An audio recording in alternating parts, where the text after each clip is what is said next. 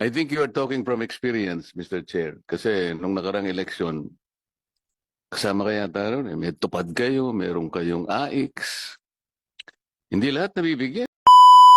No?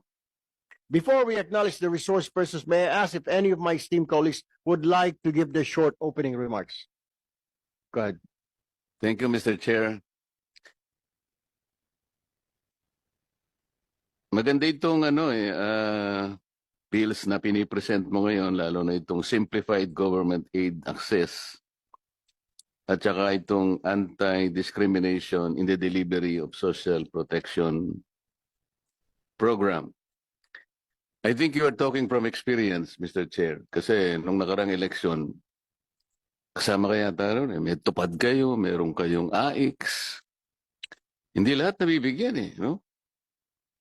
Nung kinuwento ko po yung lahat po ng mga binibigay na ayuda ng ating pamahalaan, magsimula po kayo sa 4Ps.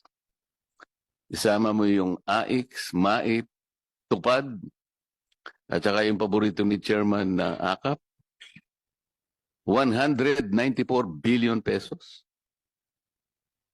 Hindi ko malaman kung nabibigyan lahat ng dapat bigyan. Ito siguro yung paraan para ma-address natin yun. Lalo na po yung AKAP. Yung range po ng AKAP, Mr. Chair, is between 7 to 12,000 pesos. Yung AX, nasa 3,000 pesos per beneficiary. Yung tupad, depende po sa dami ng araw na kanyang ipinagtrabaho.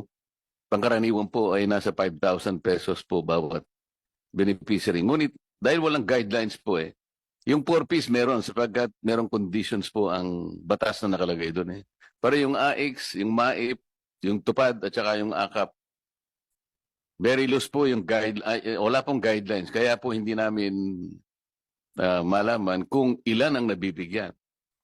I would like to believe with the huge amount of 194 billion pesos, matarget man lang sana doon ay yung pinakamahirap po na Pilipino na about 5.5 million households. Ibig sabihin po nun, naglalaro between 25 to 27 puro Filipinos. Pero wala po sigurong record yung mga AX, yung tupad, yung AKAP.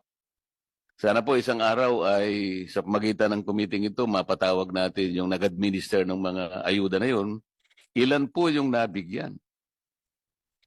Kasi yung lahat po ng mga ayuda na yon ay pantulong po sa pinakamahirap nating mga kababayan. Ang pinakamahirap po is between 25 to 27 million Filipinos. Kung nabigyan po 10% lang noon, sablay po yung programa. Kaya po tama ito na dapat walang discrimination. Salamat po, Mr. Chair.